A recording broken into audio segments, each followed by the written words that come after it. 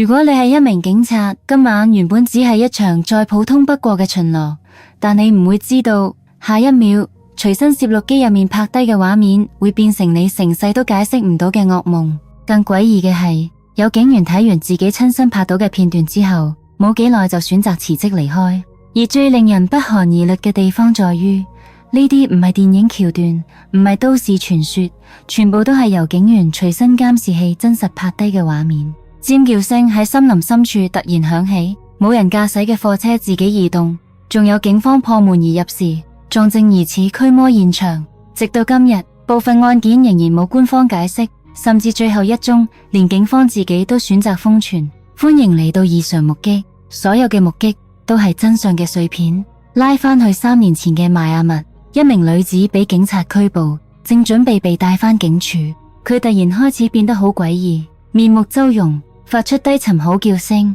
仲想衝埋去攻擊阿 Sir。警員當時嘗試令佢冷靜落嚟，之後再替佢進行驗毒，但結果顯示一切正常。呢個結果令警方懷疑佢可能係俾惡魔上身，又或者只係刻意扮鬼扮馬，想藉住自己精神失常做理由，等警方放佢走。不過經過專業檢查之後，佢又唔屬於精神狀態異常。喺印尼瓜拉拉昂村，先後有多名居民報稱見到鬼影，之後陷入恐慌。呢個幽靈着住白袍，面容極之可怕。就算當局接到多宗報案，最初都一直冇採取行動，直到有一名警員都親身遇到呢個恐怖存在，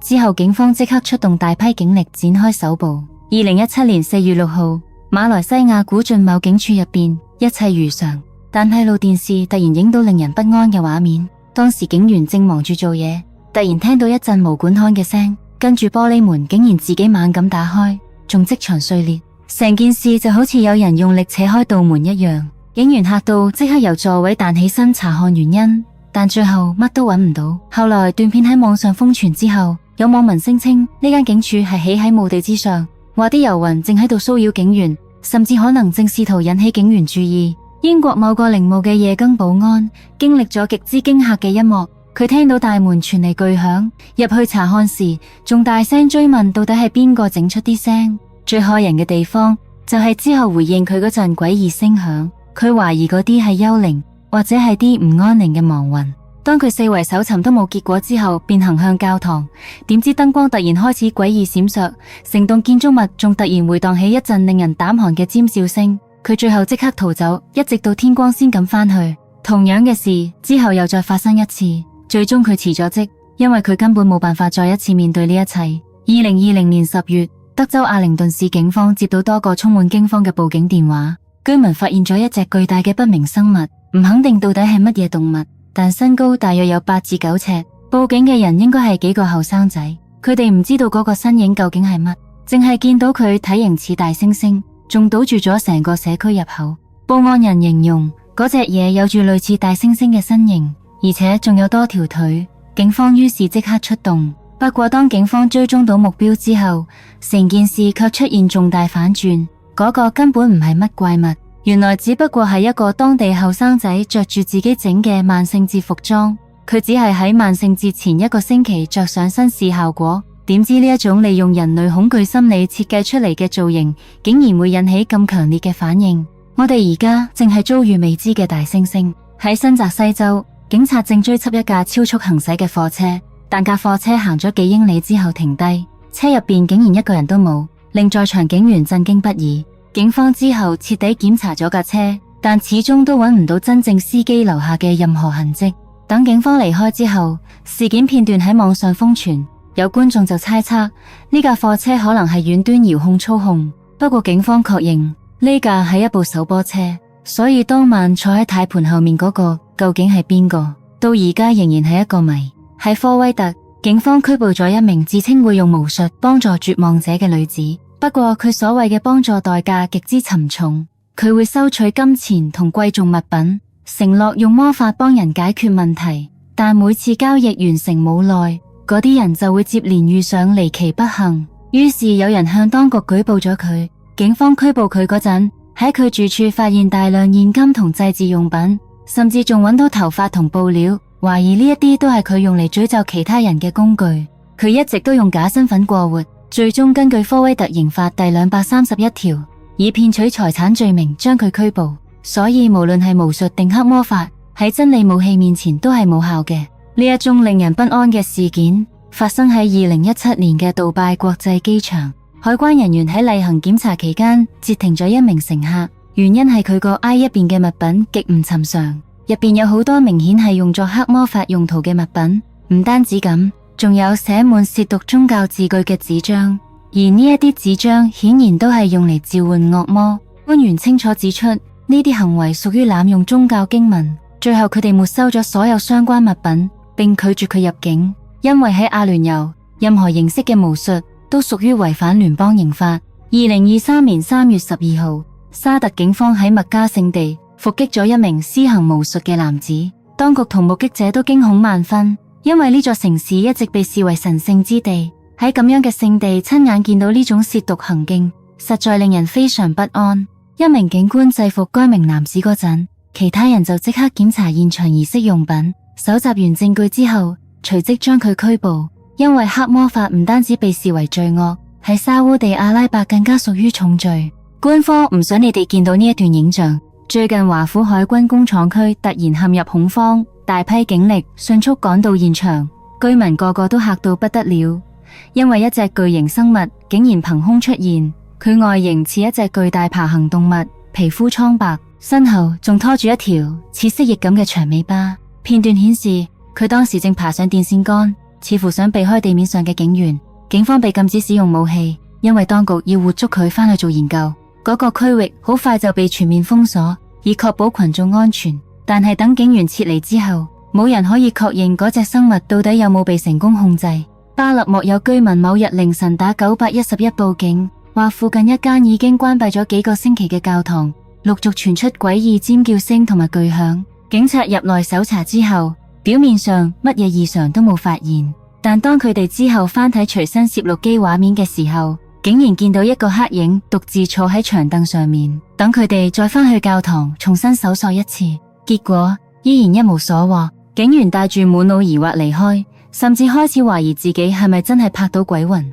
畢竟廢棄場所向來都被人認為係靈異最容易出沒嘅地方。喺西班牙馬德里市中心，警員突然聽到隔離房傳嚟奇怪聲響，於是即刻開機拍攝，防止有任何意外發生。當佢哋走入房間嗰陣，原本圍成圓圈擺放嘅凳突然自己向後滑開，好似被一股無形力量推喐咁，嚇到所有人即刻奪門而出，急急腳逃離間屋。等佢哋將件事向部門匯報之後，同事們認為有可能係嗰啲逝者唔安寧嘅靈魂喺度作鼠。某晚深夜喺墨西哥霍奇米爾科，兩名警官正開車返警署，突然喺行人路上見到極之駭人嘅一幕。一名女子彎低身體向前傾，成張面都俾凌亂長髮完全遮住，而且由頭到尾一動不動。由遠處望過去，佢根本唔似一個人，反而更加似一座故意擺喺嗰度嚇路人嘅雕像。兩名警官坐喺車入邊直接開車經過，因為佢哋懷疑個女人係俾邪靈附體，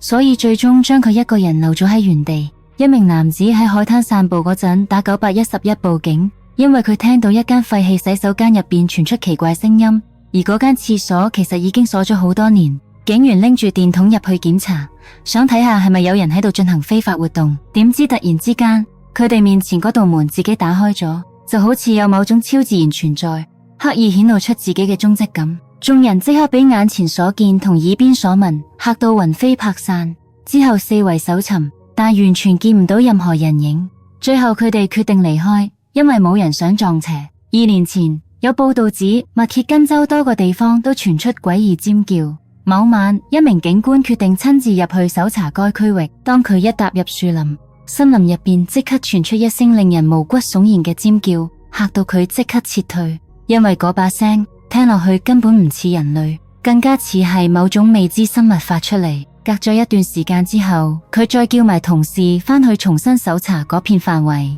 兩隊人分頭搜索唔同位置。就喺呢個時候，兩隊人竟然都聽到同一把令人心寒又突然戛然而止嘅尖叫聲。由於實在太驚，所有警員最終都逃離現場，並決定放棄繼續查呢宗案。直到今日都冇人知道嗰啲恐怖尖叫背後到底係邊個，又或者係咩嘢。一名警官喺加州洪堡縣森林附近巡邏期間，突然聽到樹林深處傳出令人膽寒嘅尖叫，於是停低架車走入林入面查看。最初佢乜都揾唔到，但搜尋大約半個鐘之後，竟然撞見一個雙眼發光、灰白色面孔、外形似巫婆咁嘅恐怖身影。當警官開始追蹤嗰個影子嗰陣，片段竟然突然中斷。之後佢因為嗰個巫婆般嘅存在實在太過駭人，選擇撤離現場並呼叫支援，仲後悔自己當初咁冒失靠近過去。但等佢帶埋人再返去嘅時候，嗰個東西已經徹底消失。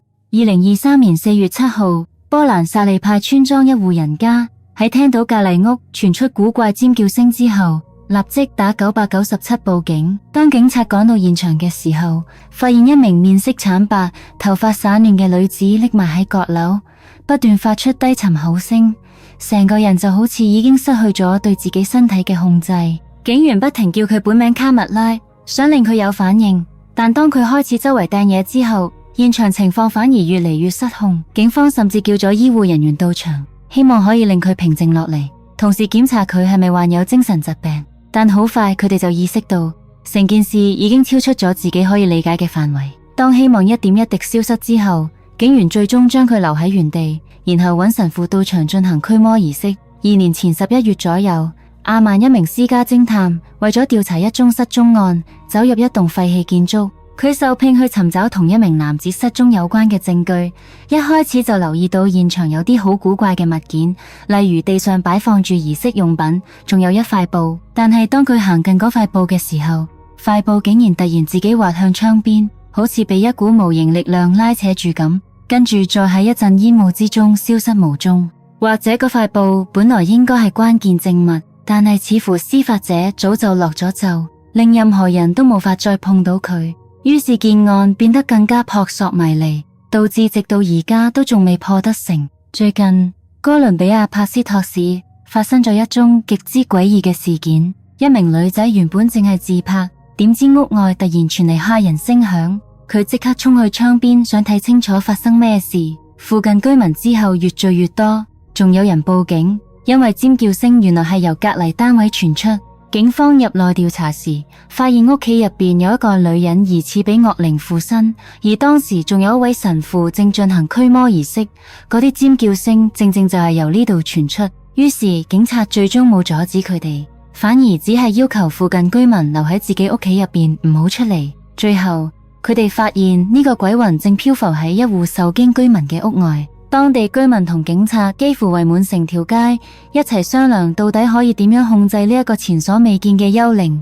畢竟佢哋從來冇真正處理過靈異事件，但係就係一瞬之間，嗰個幽靈竟然突然消失。即使係咁，警方之後仍然喺原地守咗幾個鐘，以防佢再次出現，但佢始終都冇再返嚟。2008年，一架警車喺布里斯托爾 M32 高速公路巡邏期間，警員發現一架白色私家車超速行駛，於是即刻展開追截。突然之間，白色私家車入面嗰名男子開着咗車內強光燈，強烈燈光照到警員幾乎完全擘唔開眼。幾秒之後，燈光熄滅，但嗰架白色車竟然已經神秘消失。警察點都諗唔明，啱啱明明仲喺眼前嘅車，點可能會憑空唔見咗？又或者司機係借住強光掩護轉入岔路？又或者佢係以驚人速度逃離現場，但係到最後始終冇任何人知道真正答案。如果呢啲畫面都係真㗎，咁就代表我哋並唔孤單。